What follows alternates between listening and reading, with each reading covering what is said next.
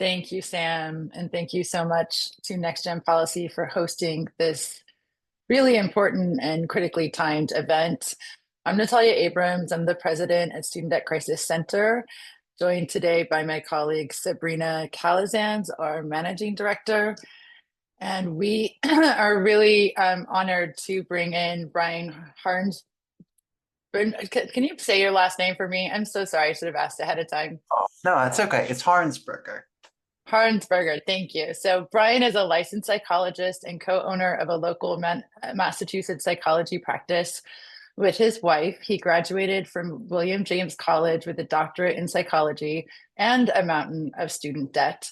Much of his clinical interests are helping individuals navigate complex living problems, such as the negative effect of student debt on a person's mental health. We've had the privilege to work with Brian before. He was one of our most liked panels that we had a couple years back. It's just so important. We know that earlier we've been talking about how folks are having trouble advocating for themselves, don't want to go at this alone, frankly, exhausted by what's going on in the news and the political space. So, like I said, this couldn't be more perfectly timed. If you would like to share your student debt story or how student debt's impacting you, we really encourage you to use the Q&A box, and we'll try to elevate some of those stories. But that's enough of me talking. I want to pass this off to you, Brian, to take it away. So the first thing I want to say is thank you for having me. Follow that quickly by a quick grounding exercise. I don't know about you all, but I feel like every time that I'm talking about student debt, I feel the weight on my shoulders and my heart beating. So, because we all know the feelings that you get from it. So I really want you to all sit very flat in your chair. Notice your feet firmly on the ground and give yourself one big deep breath. Just breathe in and give yourself a second with that breath and a sighing exhale. Ah. So literally, that's what debt feels like. I'm sure. So again, I want you to feel your feet flat, firmly on the ground. Just give yourself one deep breath. Hold it in and exhale. So my name is Brian. I'm a psychologist. Been in practice for about 10 years. And when I came out of graduate school, I came with $350,000 of student loan debt. And, getting out in your mid-20s, you're feeling like you're ready to take over the world. Well, at least you should, but I don't know about you all. But I can speak that I felt like my development has been completely stunted since taking on so much debt. All the things that I really wanted to do in life, set up family, figure out how to start my own business, and really work towards doing all the things that I thought you were supposed to, like in the script of what's going on in your 20s.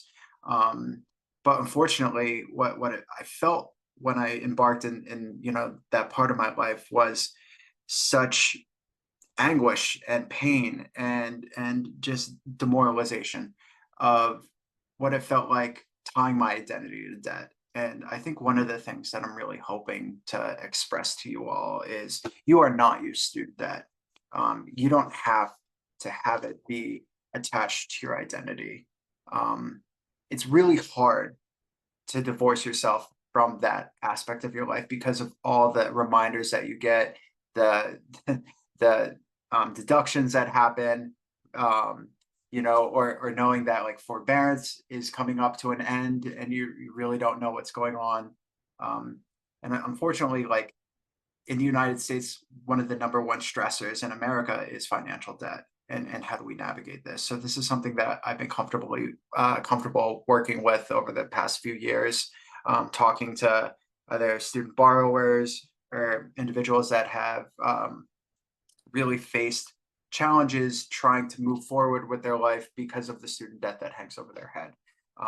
So a lot of my clients that I see, do expect or do kind of process a lot of their kind of identity issues of having debt come in. So I would love for people to be popping up in the chat and kind of asking questions a little bit about their debt experiences. And yeah, if I can provide you with any kind of salves or any sort of grounding techniques that might be helpful in the short term to help get you back on the ground so you can move forward, especially during, stressful panels like these, more than happy to be of service. Yeah, and just a reminder to folks, and we put that in the chat, you can share any questions you have, or share how student debt is impacting you in the chat. Um, you know, toss it to you, Sabrina. I'm one of the lucky ones who has actually been able to pay off my debt. So it can happen. You can pay it off. You can get out of it. You are not your debt. But I know, Sabrina, you're a student loan borrower, and it's been definitely a difficult time, as one of the earlier panelists said, over the past couple of years. Mhm. Yeah, I'm just trying to reflect on how it's been impacting me and my family. It has become a multi-generational issue, not just for me, but for so many families out there. So it's like, what what would you say, Brian, to people who in the family, multiple folks in the family are impacted by this debt, as to what conversations can be had, what can we do? How can we encourage one another? This is it's a tough thing to talk about, how much debt someone has. It is something that weighs on people. It is definitely a mental stressor for me, and I know so many other folks here. So, what would you say to folks who maybe, or even, I know that for me, my dad took out Parent Plus loans to help Yeah. me go to school, and it's something that for me, I feel that burden and that guilt, because I'm like, oh, I made him take out that debt so that I can go to school. So, what would you say to someone who's in a situation like I am? I really appreciate you bringing these few questions up, Sabrina. The first thing, um, it seems like you have a father that really loves you, and he chose to make sure that you were highly educated. And I'm glad that he was able to give you that gift. And I'm certain, that you can also see that as his own choice to give to his daughter. The other thing, that I would say just about like the kind of avoidance that we have talking about the debt. Um, One of my favorite little slogans when dealing with anxiety is you gotta avoid avoidance. And oftentimes this means, having those really difficult conversations about debt. I remember kind of when I was thinking about proposing to my wife, and I had to open the kimono and talk about my student debt. And I couldn't feel like I've never felt so ashamed in my life because, I accrued debt, but it wasn't credit card debt, it wasn't gambling debt. We always have this idea that debt is morally bad. Um, and it stinks because for the 99% of us, yes, debt feels bad. The 1%, they know how to use debt to their advantage, often because they have this kind of capital. Um, so the one thing that I really hope that we all do is that we're able to share these stories and talk more about this and normalize this, because it shouldn't be something that has this, you know, demoralization effect on people. Granted, it is like, I don't mean to put a shoe polish on a turd. It's tough living with a certain amount of debt, having to allocate your money. There were times when I couldn't rub two nickels together. I was looking, in the couch for money at certain times in my life, and then you happen to get a break. And for me, the break was like COVID and the loan freeze. And I coming out of that, I was really hoping for a little bit more radical change, but unfortunately that didn't come about. So unfortunately, I think naturally, if people are upset with how things have gone, I really hope people use their grief and their anger effectively and productively, and are finding communities like this that are able to have these affirming and caring conversations and make you feel like you belong. So important. One of the things we've been talking about in previous panels is that first, you kind of need to help yourself when it comes to your student loan debt, get into as safe or comfortable as position as possible with the available programs. But I know something we've talked about before, Brian, is the importance of bringing up your debt issues, your student debt issues with mental health professionals like yourself. Do you have any tips on how to go about that? As Sabrina was mentioning, it can be uncomfortable. People don't necessarily feel free to share. Any tips on or the importance of talking about your debt issues with your therapist or a professional? So when you're talking to your professional, they better ask you, what does this mean to you? Because significance is so important. And student debt can mean so many different things to everyone out there. So for some people, they can just see that as like a short-term burden. Other people, are they're feeling like they have to rely on the federal government and the service that they work, doing community health for or PFML or not PFML, public service loan forgiveness for years and years, and hope that the federal government is going to act in good faith. I mean, there's a lot of different ways a person can hold their student debt and what it signifies. Unfortunately, like a lot of it, like the vehicle of the debt does bring about a lot of anxiety. So a lot of worry comes up, but like outside of the emotional through lines, yeah, you really got to understand exactly what the debt means to a person, because it can mean anything from creating a family to loss of community, to the burden of feeling like you have to carry this weight together, and the loneliness that comes out from it. Absolutely. And I know that there are some folks sharing stories here in the chat, so I'm going to bring that up. But just looking at the first one here from Rebecca, I think it is a feeling that some folks might be feeling right now of maybe grieving a future that they thought was going to take shape and the relief that potentially was out there. And now we're feeling hopeless about that. So I'll take a second here to read Rebecca's comment. She said, I work in disability services and have for 15 years while going to school. I am also a person with a disability, including anxiety and PTSD. People don't work in this field for the money. We do so to give back to our community. As a single mom with no family support, I struggle to pay my bills working in this field in California. The SAFE plan is the only plan I can afford, and even then, I can barely afford it.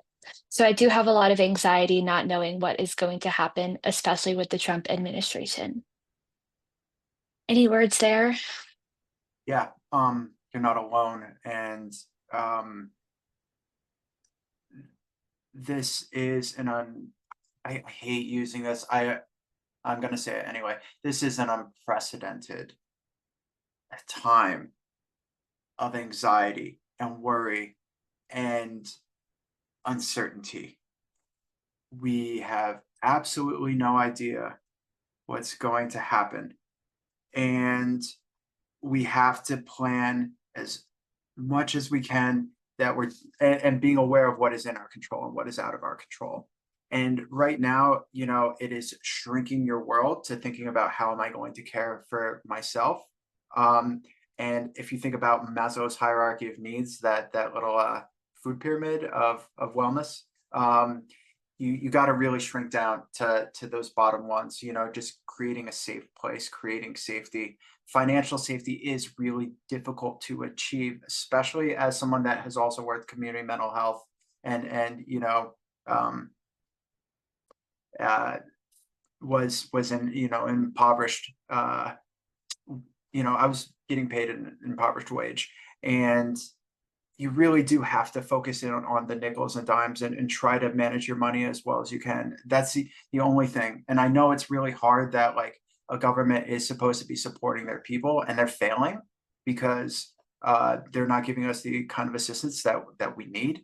But we really do need to just make sure that, yes, that's true. And we have to continue to hold ourselves accountable about what's going on. I wish that I could provide you with some clarity here. And I need it myself. So I feel for you here. I hope as we move forward, one of the best antidotes for anxiety is information. And just knowing that right now we're not gonna have any, we're not getting any. So we have to be patient, we have to wait, and we really do have to take care of ourselves right now.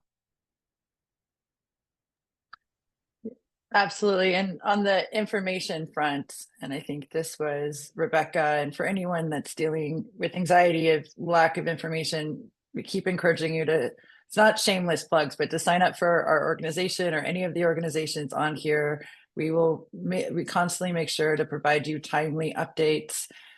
This is, kind of trite advice, easier said than done, but control the things you can't and don't worry about the things that you can't change. And so right now, if you're on that SAVE program, you're in forbearance. As advocates, we are working really hard to lengthen that forbearance as long as possible. But we're worried too. And there's a bunch of people fighting, but I just want to validate the fears and anxieties that people are having. We had another person share here in the chat from Amy. Amy was told by her adopted parent that they would help her pay back loans if they graduated from college. She graduated, but the parent, which we've actually heard about this from other folks, the parent never made good on their promise, and they realized that it was too late and they were not prepared to pay back their debt. Amy's worked really hard to keep up her credit above water. Great job, Amy, but doesn't know if she'll ever be able to pay back this debt and hasn't been able to use the degree that she's earned in a meaningful way. Also, someone that deals with mental health suffers from bipolar disorder, PTSD, and which we're seeing that theme a lot of PTSD when it comes to debt, and they don't qualify to discharge through disability and feel really bad about their life. And quickly on the disability front, it's unfortunate you have to have total permanent disability and not be working in order to qualify for that. So definitely a flaw in the system that it doesn't take into account people that have disabilities and are able to work. But, Brian said, any advice? All right. This is something that has come up before as well. It's, you're not just dealing with the burden of the debt, but you're also dealing with the betrayal of or someone acting in bad faith. And I can't tell you how difficult that must be to have to work through both of those things at the same time.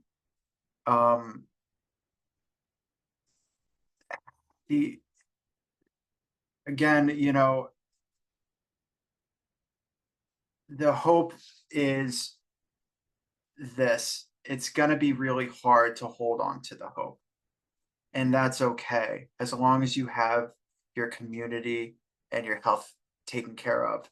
There are several balls that we're all juggling right now, and we all feel like they're all glass balls, right?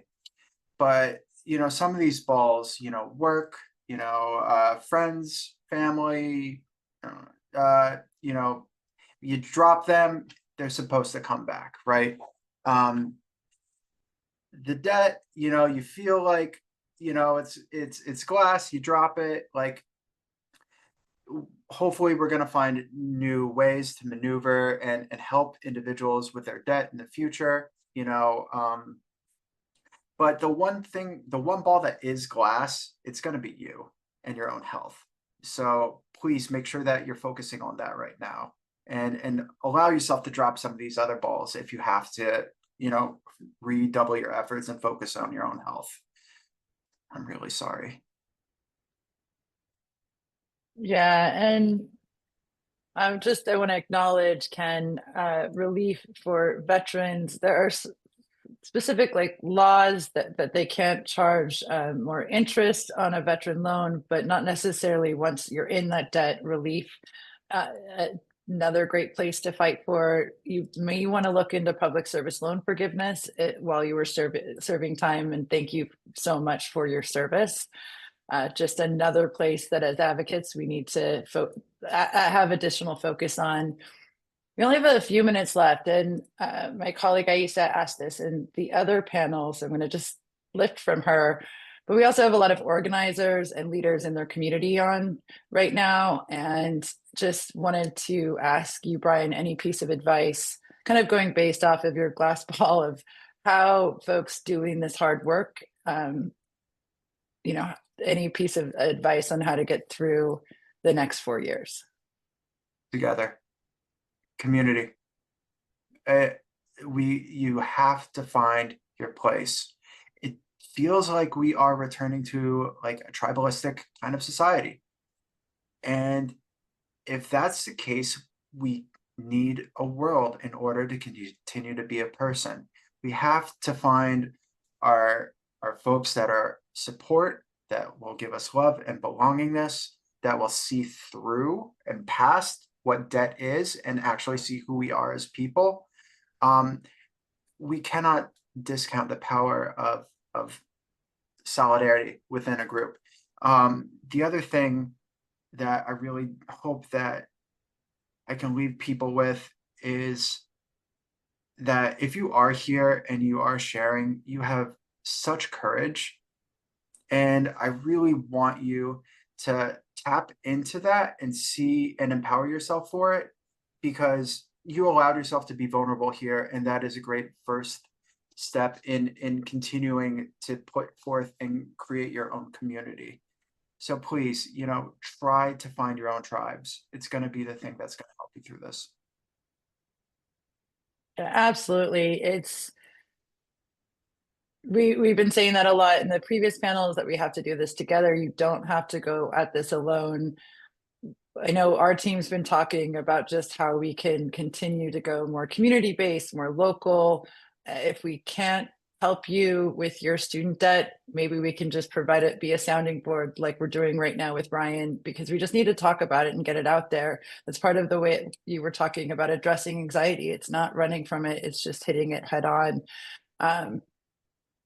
I know that I already feel a little better just taking some deep breaths, taking a moment to kind of halt from all the information that is coming in. But, folks are here on a Tuesday afternoon taking time to learn about information to take it back to their community. So it's just so vitally important. Paula, I just don't want to miss Esther. Yeah, absolutely agree that this, yeah, go ahead, Brian. Yeah, I mean, essentially that's one of the things, demoralization and injustice right now. And it's all right there, and nobody is affirming that from, this formal authority level of the federal government. And I just want you to know, I read that and I felt such heartbreak, because this shouldn't be the way that the world is working, but this is the world that we've inherited. So we're going to try to do our best, myself, Natalia, Sabrina, to try to support you all as well. And I, hope that this is a call to action and that you can muster up enough energy to do that for the close people around you as well. Well, thank you, Brian. I really appreciate it. Thank you, Sabrina. And I see you back on, Sam, saying, so thank you again for providing the space for borrowers to share their stories and to learn so much critical information about student loan debt here in California and nationally as well. So just want to thank the panel. Thank you. Thank you, everyone. Thank you, Brian. Thank you, Natalia. Thank you, Sabrina, for having that vulnerable conversation with all of us and being here in community.